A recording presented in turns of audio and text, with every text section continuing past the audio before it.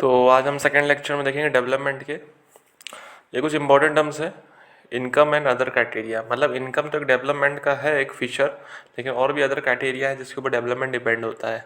ठीक है, तो जैसे पर कैपिटा इनकम, जैसे यहाँ पर जो सेकेंड नंबर का पॉइंट है, सेकेंड नंबर वाला जो पॉइंट है per capita income. Per capita income का तो हमको पता है कि इनकम कितनी हो रही है एवरेज में एक पर्सन की। तो उसमें से अगर हम देखें गोवा और बिहार के बीच में देखें तो गोवा जो है मोस्ट डेवलप्ड स्टेट है इंडिया का, और बिहार जो है वो लीस्ट डेवलप्ड स्टेट है इंडिया का पर कैपिटा इनकम के हिसाब से देखें। अच्छा, नेट अटेंडेंस रेशियो क्या होता है, पिछले लेक्चर में बताया था।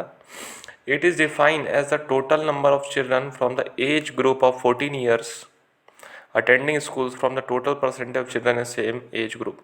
कहने का मतलब है जो 14 साल के बच्चे हैं पूरी इंडिया में, उनमें से कितने बच्चे जो स्कूल अटेंड कर रहे हैं उसको हम क्या बोलेंगे, नेट अटेंडेंस रेशियो।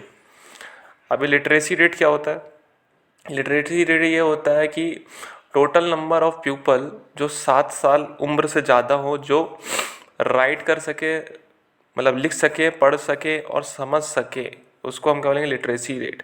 तो लिटरेसी रेट की बात करें, जो इंडिया में सबसे ज़्यादा लिटरेसी रेट है वो है केरला। केरला की लिटरेसी रेट है 96.2%। फिर उसके आंध्र प्रदेश सबसे लोवेस्ट लिटरेसी रेट है जिसकी है 66.4%। तो सबसे ज़्यादा पढ़े लिखे लोग केरला में पाए जाते हैं और सबसे ज़्यादा अनपढ़ लोग 66.4% आंध्र प्रदेश में पाए जाते हैं। इन्फेंट मोर्टिलिटी रेट क्या होता है, it is defined as the total number of children that die within 1 year of age as the proportion of 1000 births in year. कहने का मतलब ये होता है कि जैसे मान लो चलो जैसे 2022 चल रहा है, इस साल जो बच्चे पैदा हुए, ठीक है, तो मान लो चलो 1000 बच्चे पैदा हुए, तो 1000 बच्चे में से ऐसे कितने बच्चे हैं जिन्होंने अपना 1 साल उम्र से उनकी डेथ हो गई हो, मतलब उनका फर्स्ट ईयर भी कंप्लीट ना हुआ हो और उनकी डेथ हो गई हो, इसको हम क्या बोलेंगे, इन्फेंट मोर्टिलिटी रेट। तो केरला की जो सबसे कम इन्फेंट मोर्टिलिटी रेट है विच इज़ 10 डेथ पर 1000। कहने का मतलब है कि 1000 बच्चे पैदा होते हैं तो उसमें सिर्फ 10 ही बच्चे मरते हैं 1 साल में। और मध्य प्रदेश की सबसे ज़्यादा है, आप देखें 48 बच्चे मरते हैं 1000 बर्थ में। तो इन्फेंट मोर्टिलिटी सबसे ज़्यादा किसकी है, मध्य प्रदेश की, फिर सबसे कम किसकी है, केरला की। तो on the basis of infant mortality हम देखें तो केरला सबसे डेवलप्ड स्टेट है और मध्य प्रदेश सबसे लोवेस्ट डेवलप्ड स्टेट है। तो डेवलप्ड कंट्री या डेवलप्ड स्टेट की अगर बात करें, क्राइटेरिया क्या क्या होती हैं, per capita income, net attendance ratio, literacy rate, infant mortality rate. ये 4 क्राइटेरिया है जिसके ऊपर कोई भी स्टेट या कंट्री को हम बोल सकते हैं डेवलप है कि नहीं है। नेक्स्ट हम देखते हैं ह्यूमन डेवलपमेंट इंडेक्स। ये होता क्या है human development index, human development index ये होता है, ये कौन बनाता है, this index is prepared by United Nations development programme, UNDP.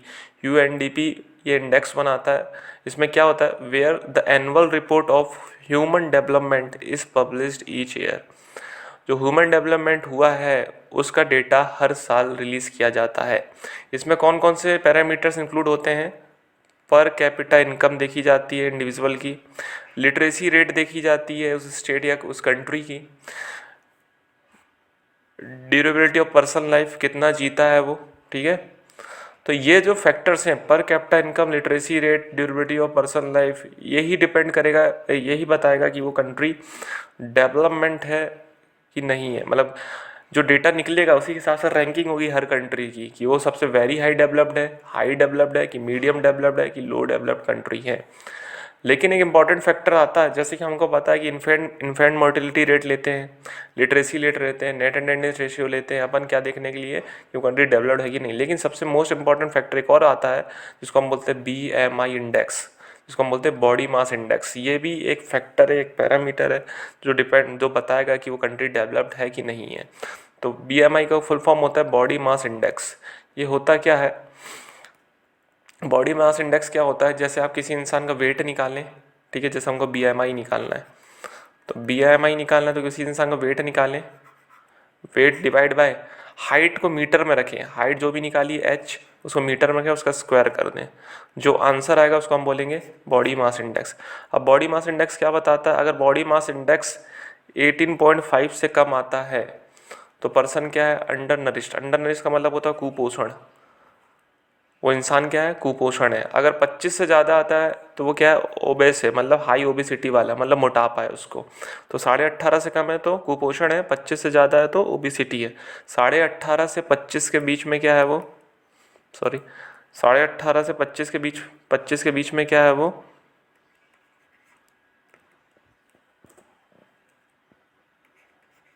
Healthy है। ठीक है, 18.5 से कम है तो कुपोषण है, 25 से ज़्यादा है तो मोटापा है, 18.5 से 25 में अगर बॉडी मास इंडेक्स है तो हेल्थी है। तो ये भी एक क्राइटेरिया हो गया। क्या क्या क्राइटेरिया हो गए किसी भी कंट्री को डेवलप्ड घोषित करने के लिए? पहला आ गया per capita income, second infant mortality rate, third literacy rate, fourth net attendance ratio, है ना, और ये आ गया फिफ्थ बीएमआई इंडेक्स। तो ये हमारे पास डेटा दिया हुआ है, सब कंट्रीज़ का दिया हुआ है ना, जो हमारी नेबरिंग कंट्रीज है, श्रीलंका, इंडिया, म्यांमार, पाकिस्तान, नेपाल, बांग्लादेश। तो इसमें क्या दिया है कॉलम में कि ग्रॉस नेशनल इनकम जीएनआई, मतलब टोटल इनकम कितनी है कंट्री की 2011 में देखा जाए। ठीक है, लाइफ एक्सपेक्टेंसी भी देखें तो कितनी है, mean years of school of people age 25 and above, कहने का मतलब है जिनकी उम्र 25 और 25 से ज़्यादा, उन्होंने कितना साल एजुकेशन में बिताया है, तो वो डेटा दिया हो। फिर एसडीआई रैंक, जो हमने अभी पढ़ा, एसडीआई क्या होता है, ह्यूमन डेवलपमेंट इंडेक्स, ये ह्यूमन डेवलपमेंट इंडेक्स की बात हो रही है, तो उसके हिसाब से रैंक निकल रही है 2018 में। तो 2017 का डेटा देखा, 2017 का 2011 का डेटा देखकर 2018 का अपन रैंक निकाल रहे हैं कि कौन सी कंट्री डेवलप्ड है कि नहीं है।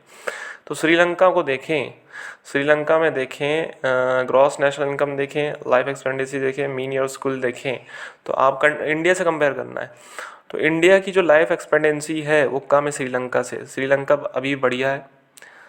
आप इवन ये देखें कि नेपाल और बांग्लादेश भी इंडिया से ऊपर है तो लाइफ एक्सपेक्टेंसी में। मीन स्कोर ऑफ स्कूलिंग में देखें तो श्रीलंका ऊपर है इंडिया से, 10.9 है। जीएनआई देखें, ग्रॉस नेशनल इनकम, श्रीलंका ऊपर है किससे, इंडिया से। आप पाकिस्तान को देखें, पाकिस्तान नेपाल से ऊपर है, आप देख रहे हैं। तो जस्ट पाकिस्तान और इंडिया लगभग पास ही हैं ग्रॉस नेशनल इनकम के, लेकिन श्रीलंका सबसे ऊपर में। तो आप रैंकिंग देखें, एसजीआई रैंकिंग 76 है श्रीलंका की पूरी वर्ल्ड में रैंक, एसजीआई रैंक। तो मतलब ये अगर श्रीलंका और इंडिया की हम बात करें तो श्रीलंका डेवलप्ड है किससे, इंडिया से ज़्यादा। अगर हम इसकी बात करें म्यांमार और पाकिस्तान की भी, पाकिस्तान और म्यांमार भी इंडिया से ज़्यादा डेवलप्ड है, इनकी रैंक, सॉरी सॉरी सॉरी किसकी बात करें हम, बांग्लादेश, पाकिस्तान की बात करते हैं। पाकिस्तान और म्यांमार की बात करें तो म्यांमार जो है पाकिस्तान से ज़्यादा डेवलप्ड है। तो आप देखिए सबसे ज़्यादा डेवलप कंट्री हो गई जो हमारी नेबरिंग कंट्री है, श्रीलंका है। आप देख सकते हैं इंडिया इतना बड़ा होने के बाद भी श्रीलंका से पीछे है डेवलपमेंट में। तो डेवलपमेंट में एक चीज़ और आती है जिसको हम बोलते हैं पब्लिक फैसिलिटीज़। तो पब्लिक फैसिलिटीज़ क्या होती है, देखो एवरेज इनकम आना ठीक है, ये अच्छी बात है कि एवरेज इनकम बढ़ रही तो डेवलप, लेकिन कुछ कुछ चीज़ें होती हैं जैसे गवर्नमेंट को भी एक इम्पॉर्टेंट फैक्टर प्ले करना पड़ता है डेवलपमेंट के लिए। जैसे अच्छे स्कूल खुलवाए, हॉस्पिटल खुलाए, एजुकेशन सेंटर्स खुलाए, ट्रांसपोर्टेशन, इलेक्ट्रिसिटी अच्छी होनी चाहिए, रेजिडेंशियल एरिया अच्छे होने चाहिए, कम्युनिटी हॉल्स होने चाहिए। कहने का मतलब ये है कि इंडिविजुअल तो बनवा नहीं सकता, जैसे रेलवे वगैरह, एरोप्लेन वगैरह, ये सब तो कोई इंडिविजुअल इंसान तो बना नहीं सकता, अच्छे हॉस्पिटल्स वगैरह, स्कूल्स वगैरह, या कोई पावर प्लांट इंडिविजुअल तो नहीं बना सकता है बिजली बनाने के लिए। तो इसमें गवर्नमेंट का भी एक फैक्टर आता है जो इम्पोर्टेंट रोल प्ले करती है डेवलपमेंट में। तो पब्लिक फैसिलिटीज़ भी एक इम्पॉर्टेंट है। अगर पब्लिक फैसिलिटी उस कंट्री की बहुत बढ़िया है तो वो भी एक डेवलपमेंट में एक आएगा, एक क्राइटेरिया इंक्लूड होगा कि पब्लिक फैसिलिटी बहुत बढ़िया है उस कंट्री की, तो वो एक अच्छी कंट्री है। ठीक है, तो अब देखिए सस्टेनेबल डेवलपमेंट। सस्टेनेबल डेवलपमेंट क्या होता है, सस्टेनेबल डेवलपमेंट का मतलब ये होता है कि ऐसा डेवलपमेंट जो प्रेजेंट जनरेशन की नीड को प्रोवाइड करा दे या मीट करा दे, लेकिन जो फ्यूचर की जनरेशन है उसमें कोई इफेक्ट ना हो। तो यहाँ देखो, the development that meets all present generation needs without even thinking of the need for future generation is known as sustainable development. In other words, it is a development of nation without obstructing the environment. मतलब कहने का मतलब है development होना चाहिए nation का या country का, लेकिन इन्वायरमेंट को नुकसान नहीं होना चाहिए। इन्वायरमेंट को बिना नुकसान किए गए और कंट्री का डेवलपमेंट हो जाए तो उसको हम बोलेंगे सस्टेनेबल डेवलपमेंट हुआ है उस कंट्री का। For sustainability development we use non renewable resources like carbon based fuel wisely. तो नॉन रिन्यूएबल सोर्सेज वो होता है जिसको हम यूज़ करते हैं और फिर ख़त्म होते जाता है, जैसे कार्बन हो गया, ठीक है। तो कार्बन जैसा मैंने यूज़ कर लिया, ठीक है, फिर थोड़ी बार फिर कार्बन अपने आप बनेगा, है ना।